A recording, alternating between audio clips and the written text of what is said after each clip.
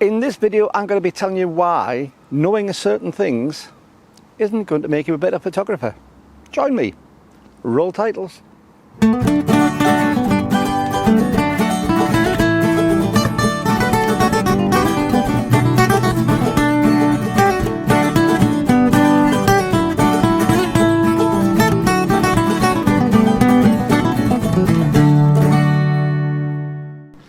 Well, hi YouTube, Brian James at Micro Four Thirds Guy with you once again, and today I'm out of the car. I'm leaning against the car because I'm between rain showers. Yes, we've had allegedly the hottest temperatures ever recorded. Not here we haven't. This has been an awful time. We're into the beginning of August now. July was a bit of a washout, so I'm hoping it's going to get better, and it's not getting better much as it goes on. However, let's leave that behind. What is it that you could really spend a lot of time learning and it's not going to make any real difference to your photography? Specifications. Yeah, specifications. Photographers, especially when we're doing gear reviews and things like that, we adore the idea of specifications. We go to look at all these figures to see which one's better, and this one's 0.002 better than that one, and this one's got this many things and that one's got that many things, so this one must be better. And at the end of the day, in reality, very few of those specifications really do you any favours. So why do we bother about them? Well, I think an awful lot of it is to do with manufacturers. Manufacturers, they need something to make their product seem that bit better than the competitors. That little cut above. They need you to understand why you should go out and spend several thousand pounds or dollars of your hard-earned money to get the newest version, when the last one that you had was the newest version with the top spec, but now it's not good enough. It's a poor camera, it's a poor anything. It's just not good enough anymore. So, by the way, I'm going to be having my cup of coffee. A certain brand, I shall not advertise, I'll keep my fingers over the top of them, but if you're in the UK, this has been a very controversial brand recently because of an advertising campaign. It's for those outside the UK, this is the biggest the biggest coffee emporium in the UK for outlets. So it is a major thing when they made a bit of a boob. Yeah, when they made a bit of a boob on the advertising. Is that the right term for it? If you know what the advertising is, you can decide yourself. I am still drinking their coffee and I'm still going to be enjoying it, so excuse me. Very hot. However, specifications. Why am I bothered about specs? Well, we spend an awful lot of our time, I probably just hit my microphone. We spend an awful lot of our time and effort looking at specifications for things. And this takes me back to the days when I used to sell hi-fi when I first left school. And that was in the days of record decks and cassette decks and things like that, open reel tape decks. I'm going back a long time, I'm very old, you know. So going back to that, and I was fascinated at the time by all the specs because we were selling hi-fi and trying to work out which ones are the best ones and trying to give people advice. And why I'm so blasé about specs, you'll find that I'm quite often dismissive on this channel when I'm doing a piece of equipment review about the specifications. How many lenses in what arrangement and how many blades on the aperture and all sorts of things like that. I'm very dismissive of an awful lot of those specs that we have. More interested in things like the weight and the size, to be honest. If I've got a huge, great big long lens, which is massively heavy, that's harder to carry around than a lightweight one. So I'm very interested in some specifications, overall dimensions, weight, and the general sort of things as to what its maximum aperture is and whether it's got a fixed maximum aperture or whether it changes as you zoom in, all those sort of things. They're what I class as being useful specs. But I got my doubts about specifications when I worked in hi-fi. And to give you an example, a friend of mine, I shall not say which company it was, but I know that they all do the same thing. Oh, I seriously believe that they all do the same thing. I wouldn't say I know, that could leave me open. But I seriously believe that they all done the same thing. But certainly one of the big manufacturers at the time in the late 70s when I was working in hi-fi, their rep told me about how the specifications are done. It was for record decks he was talking about. And in those days you had things like wow and flutter, which was the variance and the speed of the record deck as you switch it on to make sure it's keeping it exactly the right revolutions per minute. Also you got things like rumble, how much of the motor and the bearing noise was picked up in the by the cartridge. You also got, what else was there? All sorts of bits and pieces. But they were the main ones, wow and flutter and rumble, that everybody used to look at. And you had 0.002% wow and flutter or something, those sort of things. And the next one up would have 0.00195%. So close it's untrue, but it would be an extra £100 on the product. And he told me that when he'd taken a tour around his company's factory, and as I say, it was one of the big ones, but I won't say which one, he went to the testing labs.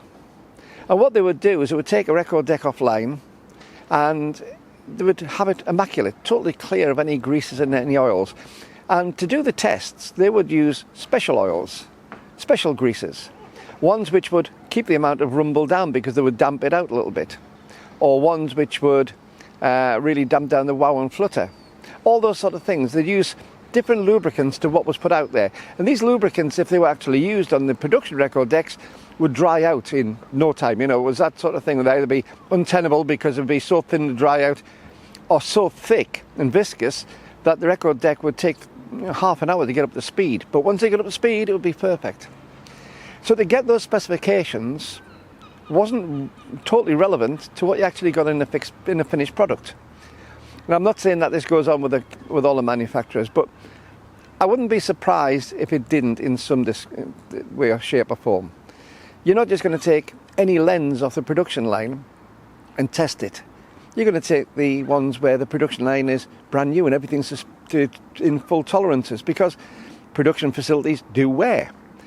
Again, from an earlier time, if you look at something like Fender guitars, the original Fender and Gibson guitars from the 1950s, where everybody swears they are far better guitars, they you know, when they were the real gems. Well, they were done on machines. They were done around templates and patterns which were brand new. By the time you put several thousand guitars around there, the patterns we were using for the routers, or the routers, whichever country you're from, would have started wearing a little bit. Even just a little couple of millimeters, but they'll have started wearing. And that will mean that the ones several way down the line aren't to quite the exact same tolerances as the original ones. So you get variation. So you'll want to have the best you possibly can on that. I know when Mallard took the world speed record for a steam train in 1936, I think it was. Was it 1936? It was around about then. They picked out the A4 class engines, the steam engines. They picked the right one. Not too new, not too old. If it was too new, then the bearings would all be particularly stiff. They were the maximum there. They hadn't settled in properly. They hadn't bedded themselves in properly. If it was too old, then you would get too much tolerance. You would get too much slack coming into that. So they had to get the one which was perfect. And Mallard, which is now in the National Railway Museum in York in England, Mallard was the one that was deemed to be perfect for that. And of course they got the steam record at 126 miles per hour. But if it had been an earlier one or a later one, probably wouldn't have got it. So it's important that they pull out the equipment just at the right time. But that's how they measure it. What do those measurements actually mean to you? Do you really, when you're going out to take a photograph, do you really care how many lenses you have in your lens and in which order? Do you really care how many of the lenses have a particular coating on? Because I don't. I really don't. I'm much more interested in looking at the image quality. Another coffee time. Cup of coffee. I'm much more interested in looking at the image quality that I get out. I'm interested in to see that if it's any distortion in the sides or if it's any vignetting. I'm interested to see that when it says a certain f-stop, that it is letting the light through in an even manner, making sure that the image is great. And I want that to be across the board from its fully open to its fully closed position. And then, and only then, is when I start giving any leeway to the fact that, well, you're going to have tolerances in this, so therefore it's not going to be exact the whole range. And that's why we do reviews, to find out where those intolerances are.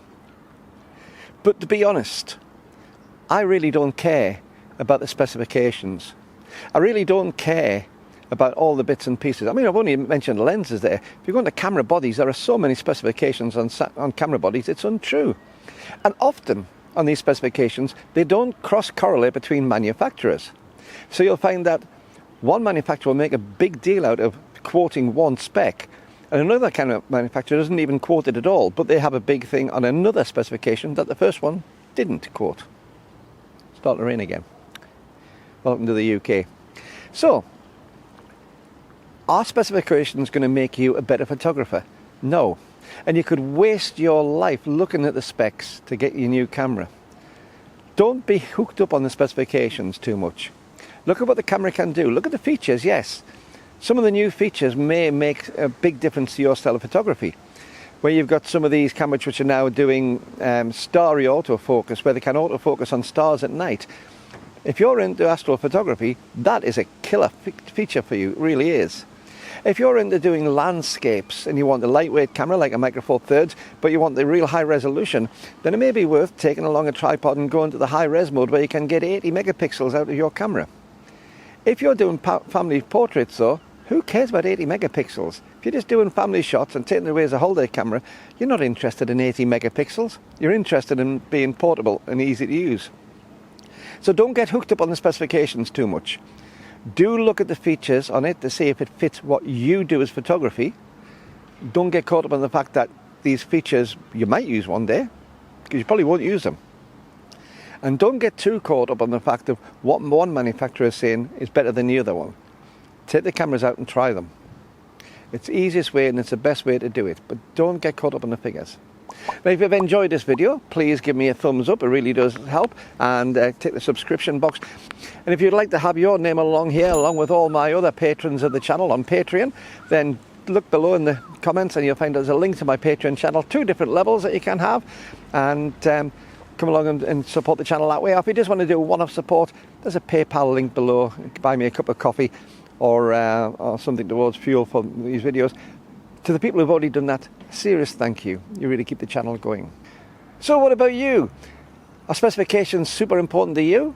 If so, leave me a comment below. I'd really like to see your comments on this. Or do you think that specifications are there mainly to help the marketers rather than the photographer? Again, drop me a comment below. It's really interesting to find out what your views are on this. Do you buy your camera specifically for the high specs? Or do you buy your camera for other reasons? The feel, the looks, the aesthetics? Let me know again in the comments below. However, till the next time, this is Brian James at Micro Four Thirds guy with a cup of coffee saying keep on taking your camera out, whatever the spec is, and keep on having fun with your photos. See you soon. Bye. Very nice.